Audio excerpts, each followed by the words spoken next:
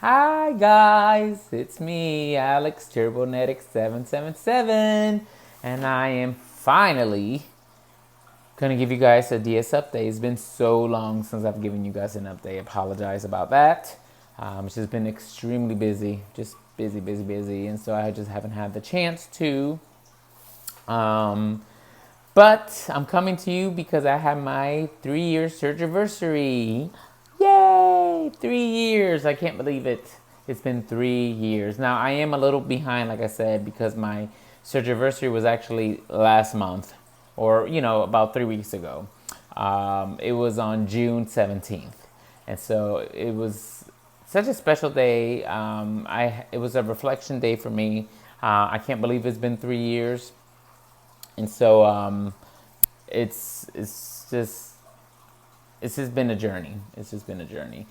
So first of all, I'm going to start with my stats. Okay, so I had the biliopancreatic diversion with duodenal switch, short DS, or better known as the DS. My surgeon was Dr. Bovard with bariatric specialist of North Carolina. I had my surgery on again June 17th, 2016, in Wake Med in Cary, North Carolina. My highest recorded weight, even though I know I was heavier than that, because right before I started my journey, I started to lose some weight because I knew they were going to weigh me. And so I, yeah, I said, let me go ahead and start cutting back on stuff because I don't want the scale to be so high. And of course, it was high. So my highest recorded weight was 335 pounds. The date of my surgery, my weight was at 317 pounds. And today I come to you, believe it or not, 145 pounds. Ah! 145. I can't believe it. So that gives me a total loss of 190 pounds. I feel great. I am very happy with just my journey. I'm happy with my results. I'm happy with just everything. As you can see, I'm doing very well. I am doing a lot of running, and when you look at my weight, some people may think, oh, 145 pounds, he's skin and bones. I'm not. I'm skin and muscles. But what it is I am a runner. So I picked up running, and I do a lot of running actually.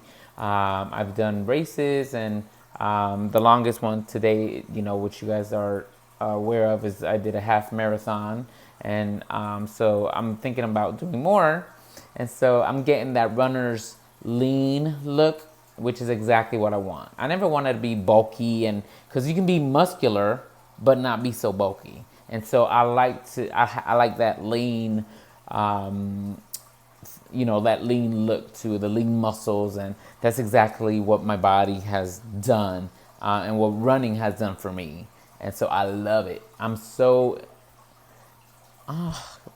just had a moment because I was gonna say I'm so in love with my body, which is something that I've never have been. And I think we can all relate that when you're big, um, you just, I know I just hated my body. I hated taking pictures. I hated looking in the mirror. I hated just everything. I hated everything. And so now I'm in a very happy place where I I love my body. I am starting to just love my body, love myself. So that's awesome. Um, so I haven't, thank God, I haven't had any problems or complications at this point. When you're 3 years out, and I'm pretty sure it's going to be like that as the years progress. You become in you get into autopilot mode, because at this point you are very aware of the tool. You know how to use your tool. You're very aware of your body. You're aware of things that can trigger your body. As far as foods that you're not supposed to eat because it's going to give you an upset stomach, gas, diarrhea, stuff like that. At this stage of the game, it's just easy. It's easy. But it's also easy to get out of track. Okay, and the reason it's easy to get out of track is again because everything, you no longer feel like you had surgery. Granted, if you overeat, you gonna know you had surgery because you're gonna throw up. Um, you're gonna feel the pressures of whatnot, or you eat certain foods. Like for me, for example, cabbages give me a lot of gas. Not a lot of foods can get me, but cabbage and broccoli, which even without surgery can give people gas, but that has, yeah. And also, since surgery, I've become a bit of lactose intolerant. And so whenever I do eat ice cream, milk, and stuff like that, I get, again, a lot of bloating and gas. So, yeah, but at this stage you become very autopilot, and so it's just you're just going with the flow, but like I was saying, it is easy also to get off track because of the fact that you don't feel like in the beginning, you don't feel the restraints of a small stomach, you don't feel soreness, you don't feel like, you feel at this stage you feel normal. And so eating can really sneak up on you. And even me, being a runner, being very active, I have had to kind of say, okay, Alex, back up. Because I don't know what it is. Here lately, I've had a sweet tooth. And so I've been craving anything sweets, cookies, like wafers, just stuff that I'm not supposed to have, stupid carbs. Carbs is the devil.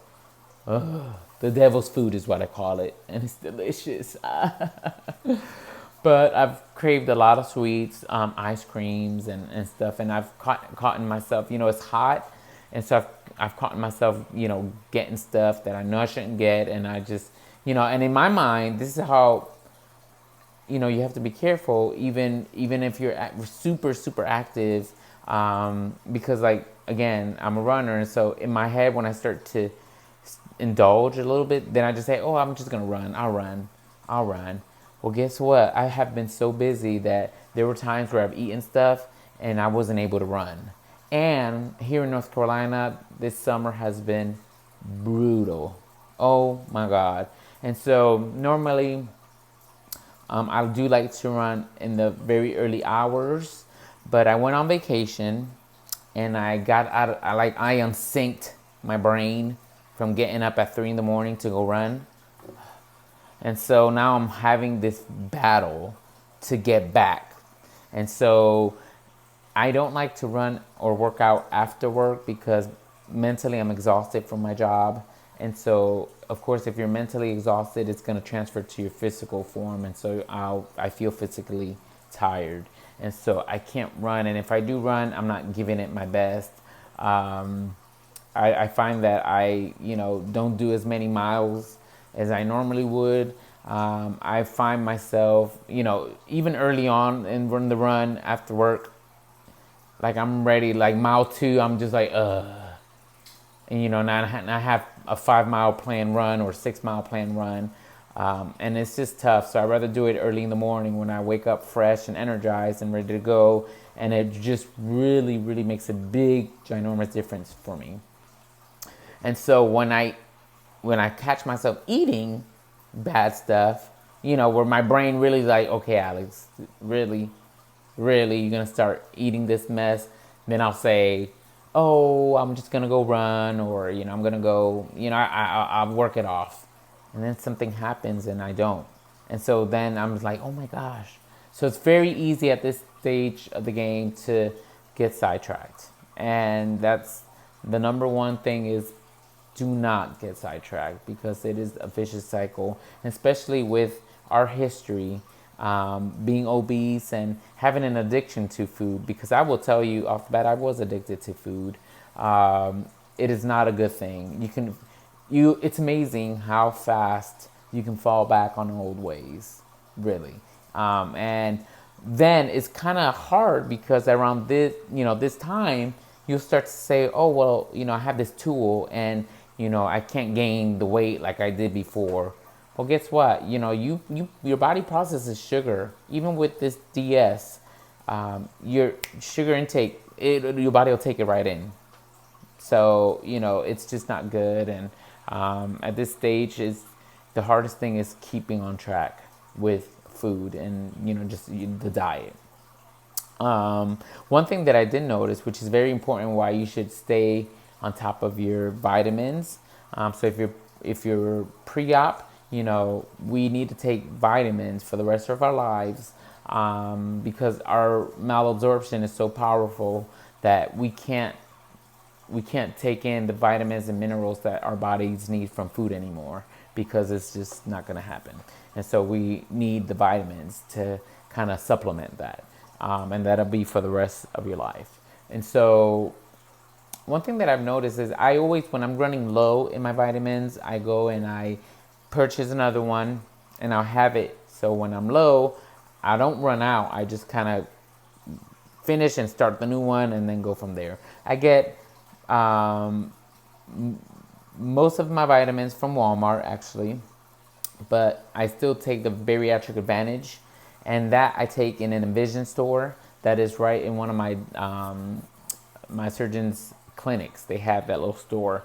Now the problem with that is that the Envision store closes about the same time that my office closes, and so I try to, if I'm off, if I finish early at work, I'll go and get my vitamins. And sometimes, like, I'm off every other Friday or so. And so with that, I try to make my way over there. It's kind of far from where I live, but I try to make it over there. But it's just been so busy, I kind of forgot and I ran out. I ran out of my vitamins, and I did not have my vitamins for about, oh my God, week and a half. And guys, let me tell you, in a week and a half, I had to stop running because I started to feel very fatigued. I started to feel very just blah. I didn't have energy. I just felt off. And I knew it was because of my vitamins. And so I made it a point to go ahead and get them. And I just got them this past Friday, and I started them again. And I have been doubling up. Like one thing about me, the only when it comes to my labs, the only thing that was always on the lower side was my iron. Not low where I needed fusion or anything like that. Just always on the lower side. So I started supplementing. My surgeon recommended supplementing with iron tablets on the side. My vitamins already come with iron, but he wanted me to add some more. And so what I did was I had my supplement iron, and I was doubling up.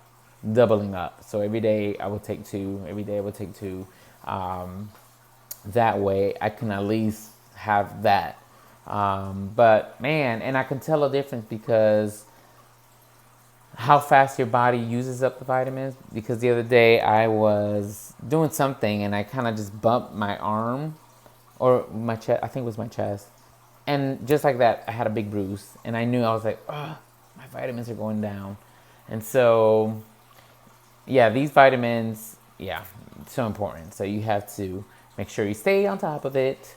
But other than that, everything's been going very good. Nothing, too crazy with me. As you can see, I'm trying to let my hair grow, so that's different. And it's going good. This is another way I can tell that, I'm super healthy. My levels as far as are healthy, because my hair, one thing is about when you have weight loss surgery is that when your vitamin levels and everything start going down, it reflects on your skin, it reflects on your hair. You start losing your hair, or your hair becomes very dry, brittle, and all this stuff. And yeah, my hair's doing very good. It's growing like a weed. It's so long. I can actually pull it back and into a ponytail if I wanted to. But yeah, so I'm kind of changing it up. Tell me, guys, what you think, how it looks. Be honest. You won't hurt my feeling if you say you prefer short. My mama can't wait till I cut it off. My wife is okay. She loves it. And not at first, but now she's like, oh yeah, you look good. It looks good. So everybody's, I'm open for your opinions and your suggestions. It's okay. I like to change things up, and so, but yeah, everything's going good. I'm doing good, and yeah. So 3 years post-op, I'm still rocking the DS. Hey, no, let me stop. No, but I'm doing real good, and it's been 3 years. 3 years. So for anybody that's new to my channel, I'd like to welcome you. As you can see, I'm sort of a clown.